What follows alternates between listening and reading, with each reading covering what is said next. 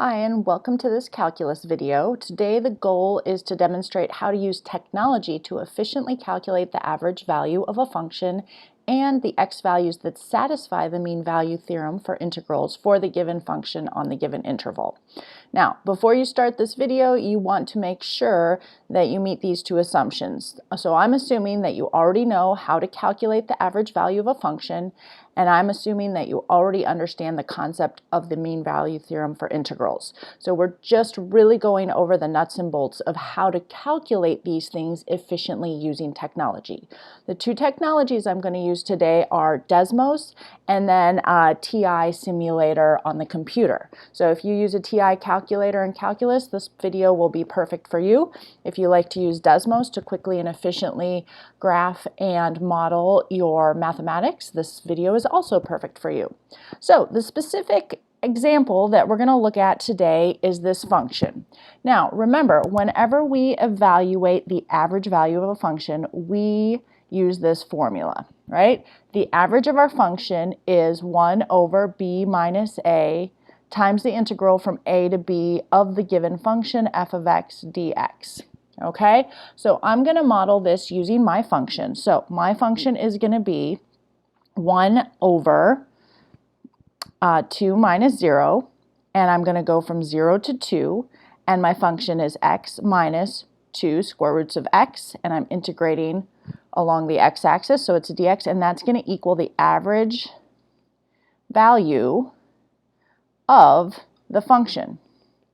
Okay, so if we look at a graph of what we're doing here, we are taking our function, which is f of x, which you can see right here, and we're looking at it just on the interval from 0 to 2. So if we just look at the function from 0 to 2, and if we could calculate every single value as we slide along from 0 to 2, and then figure out what that average would be, the average would be that green line right there. So we need to figure out how to calculate, right, the value of that green line. That's essentially what we're doing.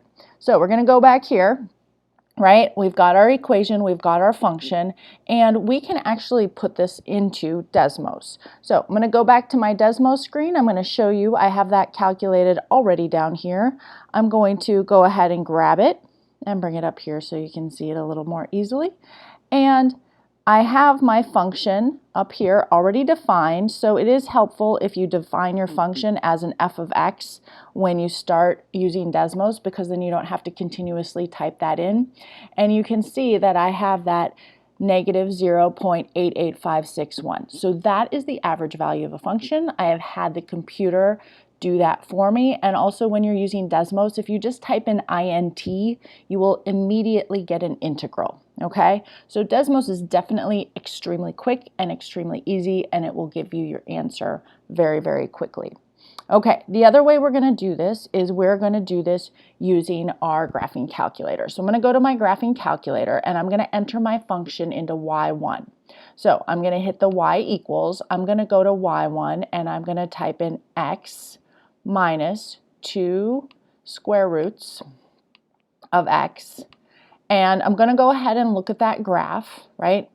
And I'm going to adjust my window a little bit. Right now I have my window going from in the y direction. My range is set to go from negative to 2 to 2. I'm going to also set my domain to be a little bit tighter. So I'm going to go from negative 1 to 3 because we only care about the interval from 0 to 2. And then I'm going to see a little bit more of just what I want to see.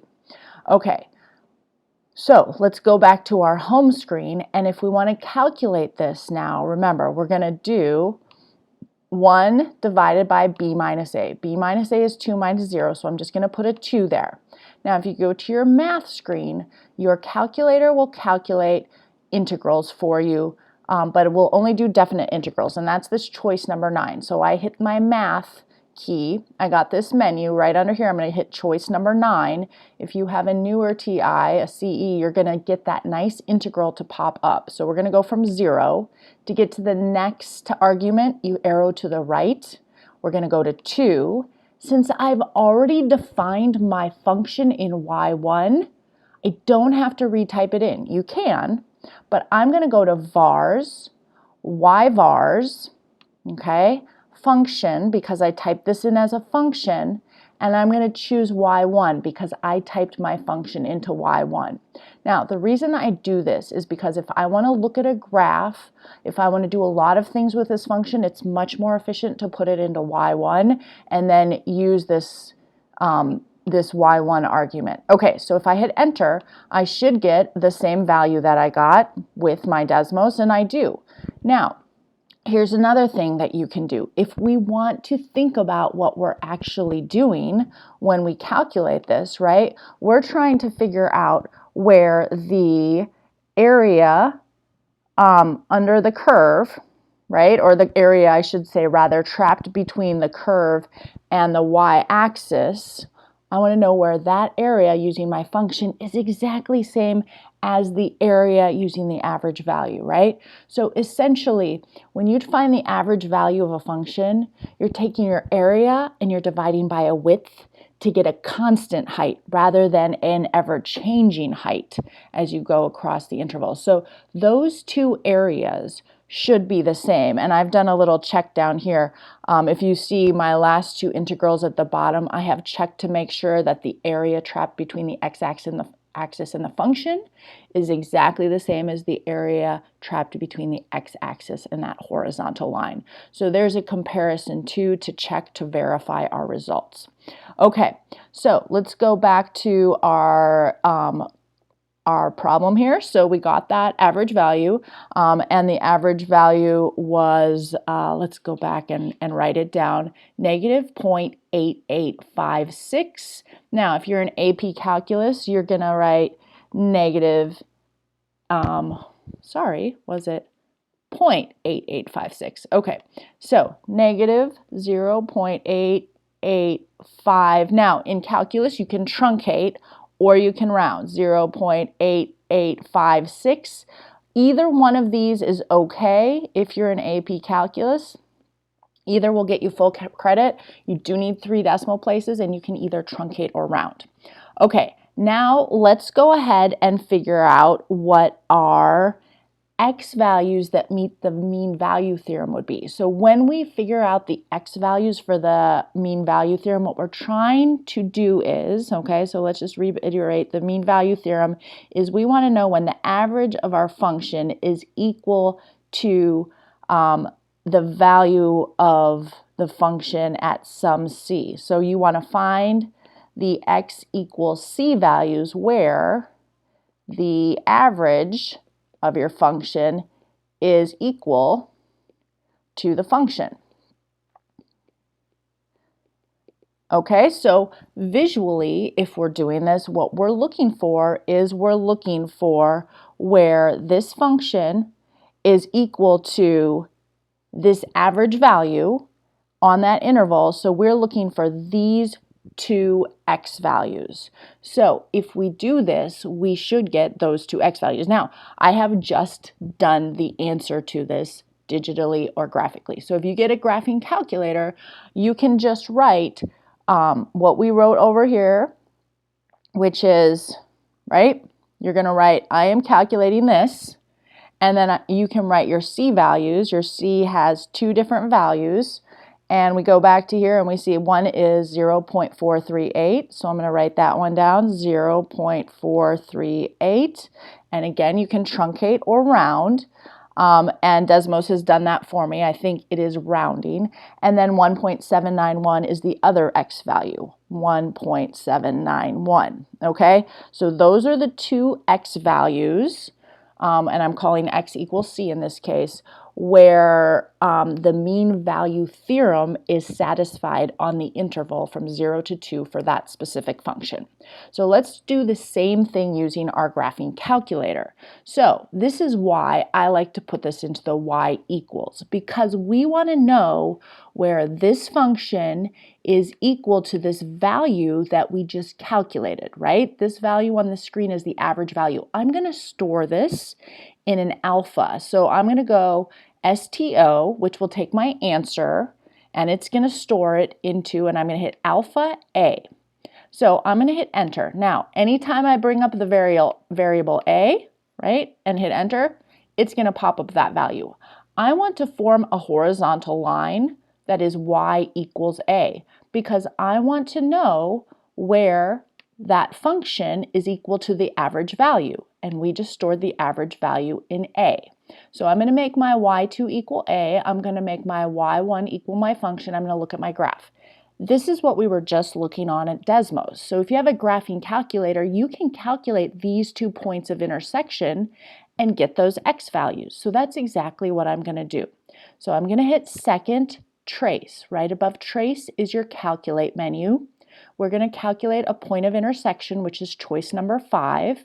I am going to hit enter because I'm on my first curve, enter, I'm on my second curve, and then I call this little guy Spider-Man. I want to get Spider-Man close to the point of intersection I want to calculate. Once I'm there and it says guess down here, I'm going to say yes, guess. And it does a really good guess, right? And it's going to give you that 0.4379, right? So remember in Desmos we got 0.438, so Desmos did round for me. We could have put 0.437. 0.437 would be acceptable if you're in an AP course because you can truncate. We need to get the second point of intersection, so we're going to do the same thing. Oh, before we move on, I want to save this number on my home screen. So I'm going to hit second, quit, and I'm going to type in x. Your calculator remembers the last x value that you used. Now, if I do this, right, if you have one of these newer calculators, now you've just stored this value. It's on your home screen. You can grab it. You can store it as a B or a C or whatever. But at this point, I want to just have it there just in case I need it later, okay? Because we don't want to use rounded values when we're doing calculations. We want to use stored values, and now I have that value stored. Now I'm going to go back to my graph. I'm going to calculate my second point of intersection. So I'm going to do second, trace again. I'm going to go to my choice number 5, intersection. And again, it's going to ask me the same questions. Are you on your first curve? Sure, I'm on my blue curve. Are you on your second curve? Yep, second thing I want to use. Guess. I'm going to get close to this point of intersection now before I hit enter. And now it's telling me my intersection is 1.790. So 1.790 is if I truncate. Desmos rounded for us because we wrote down 1.791 when we were using Desmos, but we can truncate. And again, I'm going to go to my home screen. I'm going to type in x. X has now been replaced, right? Because we just found a new point of intersection. So you can see here, I have these 2 values that I calculated using Desmos, but now I use my calculator to do that, okay? Now, remember, anytime you want to go back and grab that function, all you have to do is go to vars, yvars, so I'm going to arrow to the right, function, right, y1, and if I want to calculate the value of my function at any of these x values, I should get what my average values. I should end up with this. So let's check it. So let's calculate y1 for this value. So I can just hit enter, arrow up and grab that, hit enter, right? It's going to use that stored value, and I should get the average value, right? Because when you plug in these x values into your function, it should equal the average value. We're going to do the same thing for the 1.79. So we're going to go to vars, yvars, enter. We're going to use y1, and we're going to evaluate y1 at that value. So I'm just going to arrow up, grab it, hit enter, close my parentheses, and verify that my answer is correct. Okay, so in summary, what we have here is we have our average value calculated using this formula for our function, and then we have found out where this average value is exactly equal to those function, and remember those are x values. So these 2 are rounded, those were the Desmos calculations, and then these were our truncated values, those were from our calculator. All right, thanks for watching this video. I hope this helped you better understand these concepts and the technology you can use to quickly evaluate these answers. Thanks for watching.